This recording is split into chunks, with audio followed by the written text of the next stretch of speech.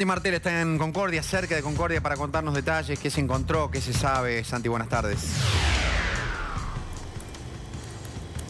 Roxy, Fede, ¿cómo les va? Buenas tardes. Ayer por la tarde, casi al atardecer, se encontró un cuerpo en Estación Yeruá, donde estamos nosotros, que está a unos 35 kilómetros de Concordia y a 11 kilómetros de General Campos, que es el último lugar en el que se tiene confirmación fáctica de que el teléfono de Martín Palacio, el remisero que está desaparecido, se activó. En esa antena de General Campos apareció por última vez y después se apagó. A 11 kilómetros aparece ayer por la tarde un cuerpo a la salida de una puente, en un lugar bastante parecido a esto, ¿sí? Con este tipo de pasto alto, crecido, ¿sí? Adentro de una bolsa, sin ropa, que así lo encontró uno de los policías que estaba haciendo los rastrillajes y las caminatas por estos caminos rurales, son todos de tierra, que era la idea, ¿no? Si había que descartar un cuerpo de una persona, lo más probable era que fuese por un camino rural, con poca visibilidad, con pocas cámaras. Ahí fue que se encontró y les decía, adentro de una bolsa, sin ropa, y yo sé que es escabroso y no es lindo contarlo, pero estaba sin los brazos y sin la cabeza. Un cuerpo desmembrado, sí. Prácticamente todo desmembrado. Esas partes todavía no fueron encontradas, por eso hoy los rastrillajes se siguen dando en esta zona. En este horario están en el almuerzo los integrantes de la Policía de Entre Ríos. Sí sigue funcionando el dron, que da un pantallazo desde el aire más amplio para después determinar y elegir, bueno, hoy vamos a seguir rastrillando por esta zona o por la otra. Sí. Y ahora en un ratito, cerca de las 2:30 de la tarde, va a continuar este rastrillaje. Todavía, Fede, queda por identificarse ese cuerpo. Si bien los indicios, y hay mucha hipótesis, porque hay muchas cosas y datos que van concordando y van llevando a que uno crea que es Martín Palacio, el remisero que está desaparecido, todavía no está confirmado. Todavía la autopsia no se realizó en el hospital.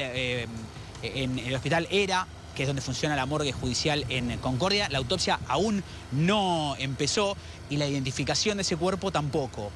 Hay una hermana de Martín Palacio en Concordia que va a tener que tener esa dolorosísima misión de ver si ese cuerpo es el de su hermano o no finalmente. Pero estamos acá atentos a los rastrillajes para seguir buscando, porque a lo mejor puede ser que no sea esa persona y que Martín Palacio siga desaparecido, entonces ahí va a haber que volver a reactivar todo, Santi, lo que se estaba dando hasta ayer, todos los rastrillajes que también contábamos ayer y que mostrábamos, Fede. Pero el ministro Roncaglia, entonces, ministro de Seguridad de Entre Ríos, ¿se apuró, se habría apurado, decís vos, en decir que en un 99% pertenece al remisero desaparecido? Probablemente conozca cosas que nosotros no. No, es que esa es la... No, eso lo dijo desde ayer, que estuvo en el lugar del encuentro del hallazgo de ese cuerpo, viajó en helicóptero desde Paraná con el jefe de la Policía de Entre Ríos y desde ayer ellos dicen 99% entendemos que sí, por el contexto más que nada. Claro. Ellos se basan y se apoyan en el contexto, pero falta la confirmación oficial, definitiva. Por eso tampoco es que se ha contado así, se ha dado la noticia.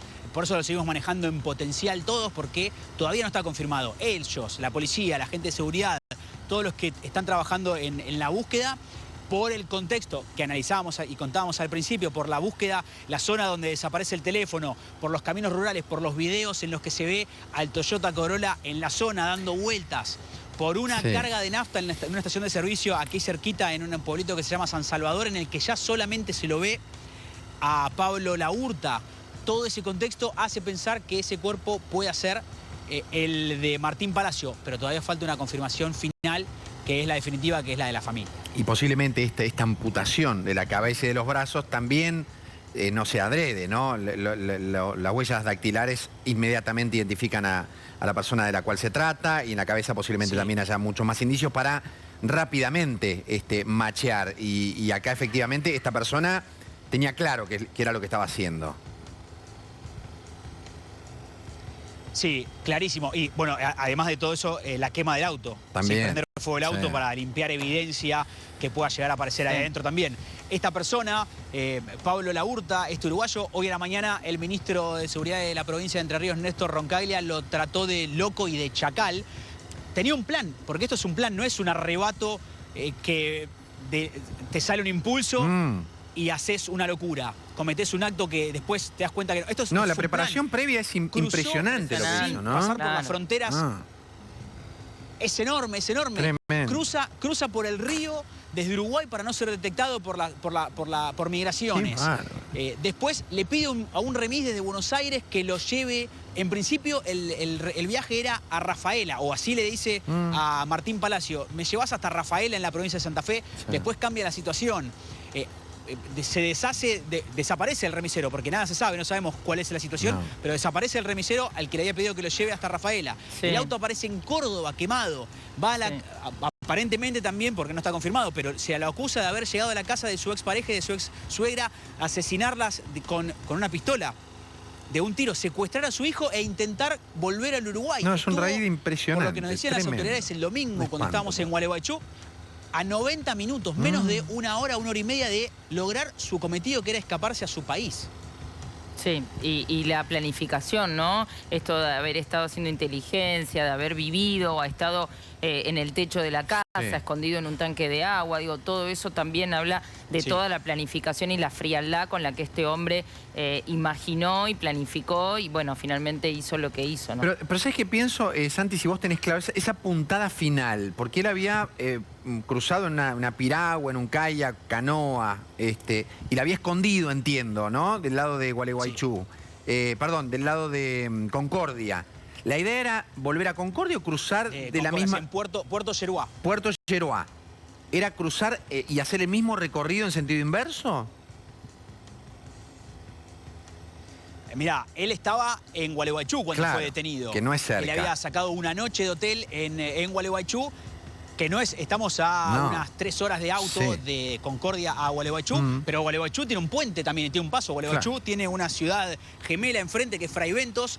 Está bien, no cruzó de manera oficial por los pasos migratorios. A lo mejor tampoco iba a cruzar el puente Libertador San Martín que une en Gualeguaychú con Fraiventos. Además, a lo mejor tenía alguna idea de cruzar por algún otro lado. Probablemente. Y además tuvo que haber pensado el tema del nene. Si pensaba cruzar ¿cómo lo cruzaba? La frontera, claro. Sin un permiso de salida del país por parte de la mamá, él no oficialmente no lo iba a poder hacer. Tiene que tener todos los papeles en regla y si ingresó al país de manera ilegal, seguramente pensaba escaparse de manera ilegal, ¿no? Sí, eso es lo que entienden también las autoridades. Afortunadamente no se cumplió ese último pedacito que faltaba y lo contábamos. Él había reservado una habitación en Gualeguaychú el sábado a la noche hasta el domingo a la mañana. Por lo general las habitaciones de hoteles se desocupan entre las 10 y las 11 y él había pedido extender ese horario hasta las 3 de la tarde, ¿sí? Hacer lo que comúnmente se llama late checkout, ¿sí? Salir un ratito más tarde. Y fue a las 2 de la tarde cuando ya había pedido un auto de aplicación para irse del hotel. Fue a las 2 de la tarde cuando la policía de Entre Ríos, que lo tenía ubicado por el teléfono celular en las antenas de Gualeguaychú, rastreaba distintos hoteles de esa zona, estaba a una cuadra nada más del hotel en el que estaba Laurta con su hijo, y una mujer, una trabajadora de ese hotel, alertada por justamente la alerta Sofía que se estaba emitiendo en los distintos canales de televisión, ve la imagen del chiquito y del hombre, los reconoce y llama a la policía. Y la policía estaba a una cuadra realizando allanamientos en otros hoteles y ahí es que rápidamente se lo logra detener. Como nos decían, a una hora y media de poder escaparse al Uruguay. Quédate que tenemos unas preguntas más para hacerte a vos, pero tenemos más también para presentar dentro de esta trama que es increíble lo que venimos contando, ¿no? El taxista que lo llevó a la terminal. Del servicio ingreso por medio de radio llamado de la central. Me fue designado a mí aproximadamente, creo que habían sido como las 10 de la mañana. Llegué, cuando ingresé a la cuadra, vi al masculino y al menor que estaban aguardando por llegada en la vía pública, o sea, en la calle. Ingresaron al habitáculo, le pregunté el destino, me dijo que terminal, pregunté cuál de las dos terminales.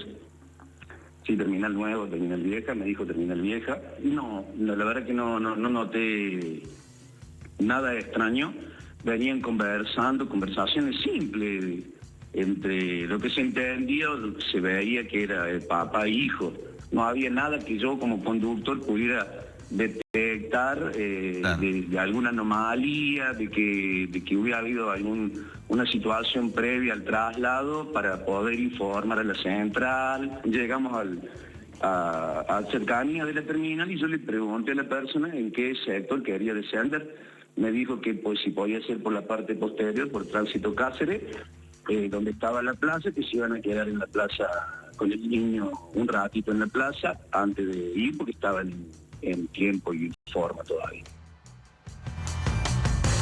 Bueno, es parte de una historia que se va tejiendo desde todos lados, ¿no? Por supuesto nos interesa también que sea juzgado este hombre, si es que efectivamente que la justicia determine que fue él, si efectivamente fue el doble femicida y el asesino del remisero, pero también qué pasa con el nene que hoy está cumpliendo 6 años. Sí, a mí como mamá por lo menos es lo que más me intriga, Sí. más me preocupa de toda esta situación. Un nene al que le mataron a su mamá, le mataron a su abuela, probablemente delante de él. Sí. Y su papá está en la situación en la que está, seguramente, y esperemos que vaya a la cárcel si es que cometió estos crímenes y se comprueba todo, por supuesto, pero este nene queda sin sus padres. Vamos a escuchar a autoridades de minoridad de la provincia de Córdoba hablando del tema. Resguardo por disposición de nuestros equipos en esta comunidad que le es familiar y que aliviana un poco esta situación altamente traumática de la cual, también hay que decirlo, le van a quedar secuelas irreversibles en su vida. Tomar la decisión por parte de los equipos, que después deberá ser ratificada por un juez de familia, que es, bueno, ¿dónde va a seguir la vida? ¿Sí? ¿Dónde va a crecer? ¿Dónde se va a desarrollar este niño? Esa es una evaluación que ya se empezó, que tiene que ver con primero privilegiar los lazos familiares, así manda la ley, y dentro de esos lazos familiares se evalúan muchísimas cuestiones, con quién el niño tenía vínculos previos, quién está dispuesto de la familia extensa a hacerse responsable de la crianza y del cuidado. Todos los procesos se van a hacer sin pausa, pero sin prisa. Es decir, primero vamos a mantener este entorno que aliviana el dolor y que aliviana también el impacto emocional que este niño va a tener, que tiene y que va a ser irreversible. Entonces, no es necesario que salgamos ya a cambiarlo de escuela, a llevarlo a vivir a otro lado, sino cómo hacemos para sostenerle este entorno amoroso que lo abraza, que lo contiene, que lo puede sostener. Y esto, debo decir, lo han entendido perfectamente todos quienes estamos trabajando para alivianar el dolor que tiene este niño hoy. Bueno, muy interesante, ¿no? Lo que decía esta funcionaria, porque tiene que ver obviamente con la salud mental, con la integridad física y emocional de este chiquito que vivió un horror. Habló además de secuelas irreversibles. Por eso queremos charlar con la doctora Anabel González, que es abogada especialista en familia, que tiene la gentileza de atendernos. Doctora, gracias. Hola, ¿qué tal? Buenas tardes. Bueno, irreversibles, ¿no? Pero también estamos hablando de un poco de esta situación. Está pobrecito, un nene que entendemos, ahí lo decía la ministra de Desarrollo Humano de Córdoba, en un lugar que es una especie de tránsito, ¿no? Hasta tanto se determine. ¿Cómo se sabe qué es lo mejor para un nene de 6 años? ¿Quién lo determina? ¿Qué evaluaciones se hacen cuando en realidad buena parte de su familia, el 90% de la familia, está absolutamente desmembrada? Bueno, pero primero les quiero avisar que estoy escuchando muy bajito, porque no me toman los auriculares el audio, estoy en la vía pública, pero... Ahí lo solucionamos, sí. No, igual soy yo la del problema, no son ustedes. A ver. A ver, el tema de este nene es re triste, pobrecito, porque sí, es irreversible. Lo mejor es que pueda estar en un ámbito familiar, no sé si con la misma familia. No necesariamente. La verdad es que también, ¿quién va a evaluar dónde tiene que estar este nene? Y ahí es donde estamos en un problema, sí. Porque ¿qué va a hacer? El mismo juzgado de familia que no le brindó las medidas de protección necesarias a la mamá. Claro, por eso, Anabel, la pregunta es, esta mujer, la víctima, ella ya había hecho varias denuncias por violencia de género. Sí. ¿Y qué dice la ley en un caso como ese, concretamente? Una mujer que hace una denuncia... ¿Qué pasa con ese menor? ¿El papá lo puede seguir viendo, no lo puede seguir viendo? ¿Cómo es? No, es que no debería, ese es el problema. La ley 26485 a nivel nacional es muy clara. Y las leyes provinciales que adhirieron a esta ley o que regulan en este concepto también es muy clara, pero el tema son los funcionarios judiciales. Estamos en lo mismo que con el caso Lucio. ¿Cómo puede ser que un hombre con tanta peligrosidad no tenga colocado una tobillera electrónica, que es el medio idóneo para estos casos? Porque una restricción depende de la obediencia. Y la obediencia, hay casos en los que obediencia no existe. O sea, dejamos a voluntad del agresor si quiere o no quiere. Por eso, pero volviendo a la ley dice que si yo hago una denuncia de violencia de género, entonces mi hijo no tiene que tener contacto con su papá, que sería el violento, digamos. Entre las disposiciones que hay, entre las medidas de protección que se pueden pedir, tenés un montón. Tenés prohibición de acercamiento y contacto, ya sea personal o a través de terceras personas o por cualquier medio. Tenés también, por ejemplo, otorgarle el cuidado personal unilateral a la madre del niño. Sí. Porque no es justo tampoco que, justamente, ponele que él no haya sido agresivo con el niño, pero tiene en su poder la capacidad de lastimar a la mujer, lastimando lo que más quiere en su vida, que es su hijo. Claro. Entonces, el niño pasa a ser un objeto. Sí. Después tenés, no sé, cuota alimentaria provisoria en caso de que la madre sea una persona que no se quiere separar porque depende económicamente para darle comer a sus hijos del agresor. A ver, tenés un montón de normas, pero hay un inciso que dice, y toda cualquier otra medida que el juez estime pertinente para hacer cesar la violencia. Ahí está.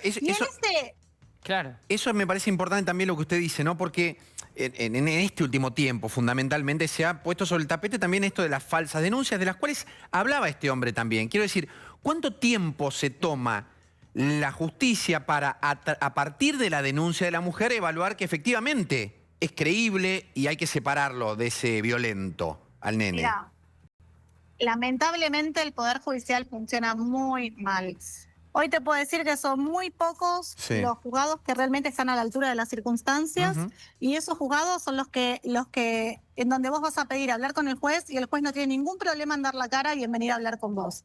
Ahora, cuando vos sos abogada especializada en violencia, como me toca a mí, cuando yo pido una medida de protección y el juzgado no hace más que revictimizar, citar y citar a la víctima, citarla a entrevistas con el equipo técnico, citarlas al juzgado a que vaya y explique y acredite que está haciendo tratamiento psicológico a la víctima, al niño.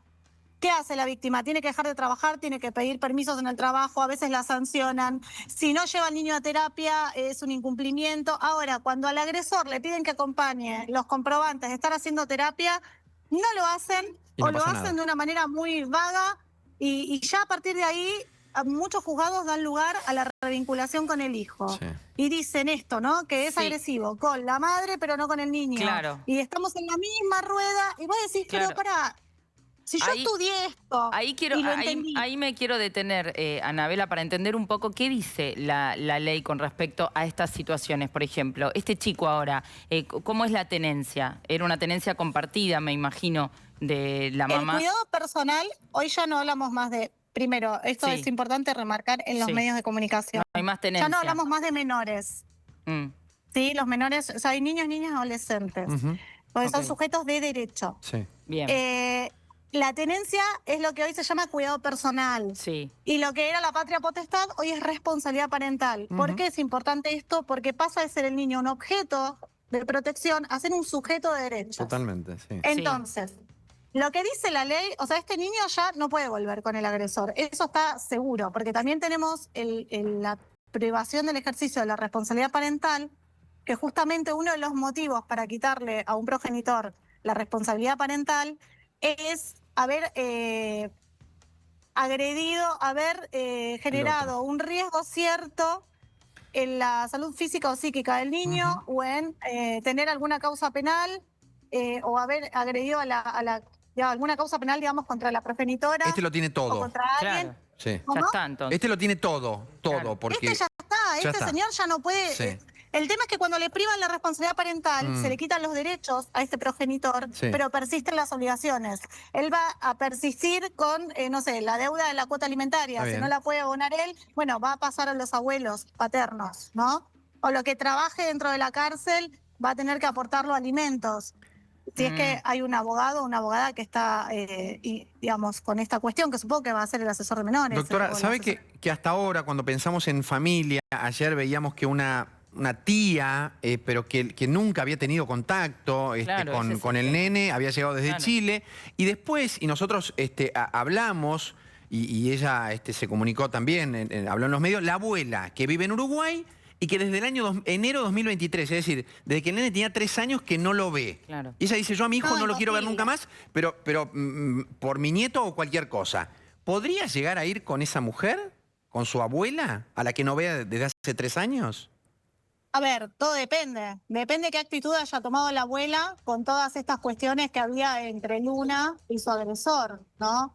O sea, puede ser que la abuela también haya sido apartada por su hijo siendo agresivo también con ella, y que la abuela sea una persona que tiene todas las herramientas para contenerlo. Aparentemente pero el es tema así. que el Pero niño no prevalece la relación del nene con la a eso persona. digo, pero el niño Ah, no tiene ninguna relación. Claro. También es muy importante el referente afectivo.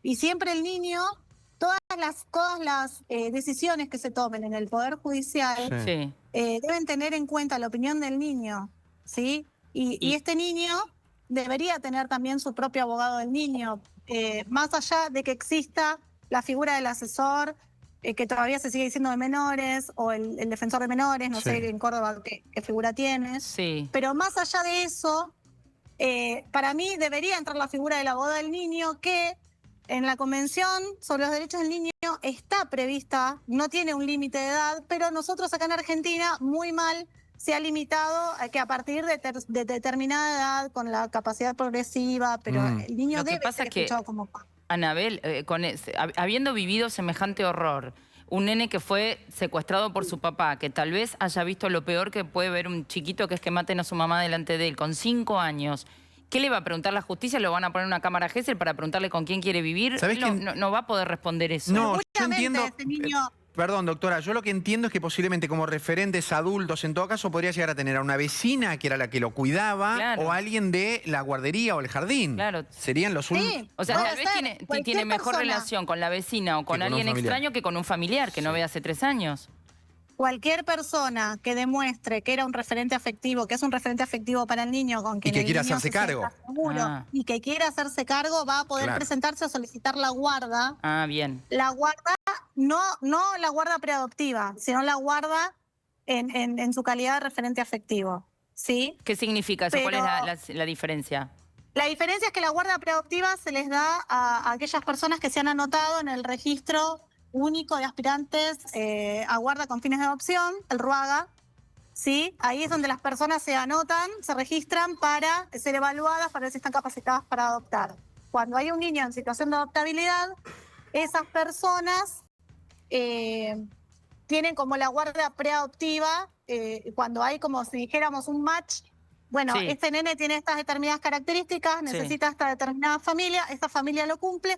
Ahí se da primero una guardia preadoptiva, por 6 meses se puede volver a renovar por 6 meses más, y ya a partir de ahí se tiene que resolver la situación de la adopción. Usted dijo que la justicia Bien. funciona mal en un montón de cosas. En este aspecto, el mes que viene es el mes de la adopción. ¿Funciona bien? ¿Funciona rápido? ¿O el nene podría llegar a quedar en un limbo, como muchos, por mucho tiempo? Es que este nene yo no creo que esté para situación de adoptabilidad. Ajá. Porque para estar en situación de adoptabilidad no tenés que tener a ningún pariente que quiera justamente solicitar la guarda, que no es preadoptiva, sino la guarda de cuidado, Sí. ¿sí? O un referente afectivo que lo pida. Acá en este caso hay familiares que Sí. pueden suplir, digamos, la situación de adoptabilidad o una familia adoptiva. Ahora hay que ver si ellos están en condiciones o capacitados para Claro. cumplir con todos los cuidados que este niño tiene. No nos olvidamos que este nene va a quedar con una mochila, como bien decía Rosy, Sí. enorme para el resto de su vida. Irreversible, claro. Cualquier chico que venga en situación de adoptabilidad tiene una mochila encima que es muy Sí, sí, difícil. sí, sí. Uno Es muy cuando difícil, dice, "Ay, pero- quiero adoptar", Pero con amor y con No, ganas y con absolutamente. amor, Siempre con amor. los chicos pueden tener una vida hermosa, sí, aún con los eso. traumas más horribles. Tengo un montón de historias para compartir de esas, de chicos que encontraron una familia que los quieren, Por que los supuesto. cuidan. Establecer un vínculo Por eso- sano. Digo, la Sí. infancia o Por los traumas eso- de la infancia no son un destino, pero sí, Por eso obviamente hay que tienen que trabajar elegir- bien. Perdón si te tapo, es que a veces no logro escuchar. que digo, por eso tienen que elegir personas que cumplan determinados requisitos, que estén dispuestos, por ejemplo, a que el niño tenga una terapia de por vida, a entender que es un niño que va a necesitar psicopedagoga, porque obviamente, más allá, aparte creo que Pedro tiene alguna situación, es autista, ¿no? ¿Habían dicho? Sí, sí, Es un habían nene que dicho. ya arrastra. Sí. Seguramente tiene tiene Sí. muchas terapias relacionadas, ocupacionales. Bueno, todo eso hay que sostenerlo porque además obviamente su atención va a estar dispersa para cualquier lado. Entonces digo, hay que ser muy conscientes a quién le otorgan la guarda preadoptiva en caso, ¿no? A cualquier niño, porque tiene que cumplir determinadas características y se tiene que entender que la adopción es un derecho del niño a tener una familia, no el derecho a las personas a ser padres. ¿Me explico? Más allá de que después lo obtengan, pero acá siempre el interés superior del niño está primero. De todas maneras, insisto, yo no creo que vaya a ser el caso de Pedro. Incluso si Pedro no pudiera ser sostenido, en el caso hipotético, por esta tía o por esta vecina o por esta persona que trabaja en el jardín, y la abuela está en condiciones de afrontar todo esto y demuestra generar un vínculo.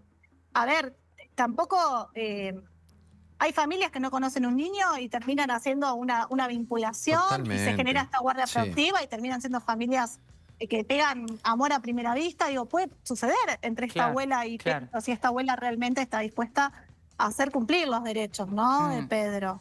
Ojalá. Pero yo lo que quiero, si me permiten, lo que recontra quiero acá puntualizar como abogada especializada en violencia. Yo hago violencia desde lo civil y lo penal, ¿sí? O sea, todas las cuestiones de familia las abordo desde la violencia. Acá el problema está en el Poder Judicial, ¿sí? Yo me canso de pedir que no citen y citen y citen y citen a la víctima, haciéndole perder el trabajo, haciéndole perder el tiempo, haciéndole sentir que ella tiene que demostrar que está capacitada para cuidar al niño, que lo manda a terapia, que lo manda a la escuela, que va y al agresor no le piden nada, después los terminan vinculando, la víctima termina trincherada. Yo tenía entendido, esta mujer había recibido un mensaje de una persona que decía que estaba como mediadora. Y digo, ¿por qué? O sea, ahí directamente ella no tendría ni que contestarle a esta mujer. Ahí tendría que haber actuado un abogado, el abogado, no sé si ella tenía abogado, pero la cuestión es que ahí el abogado tiene que llamar y decir, mira, acá hay una cuestión de violencia y cuando hay violencia las mediaciones están totalmente prohibidas. Y eso es algo que también el Poder Judicial lo desentiende, se desentiende. Porque están prohibidas las mediaciones salvo en el ámbito judicial, pero no tiene sentido, porque una víctima, las características de una víctima hacen que no tenga la fuerza para plantarse, para peticionar lo que tiene que peticionar ante la justicia frente a su agresor. Ojalá mejoremos también en esos puntos. Anabel, te agradecemos mucho por ponernos claro un montón de cosas que se hablan a partir de este caso. Muy interesante, gracias. Bueno, muchísimas gracias a ustedes.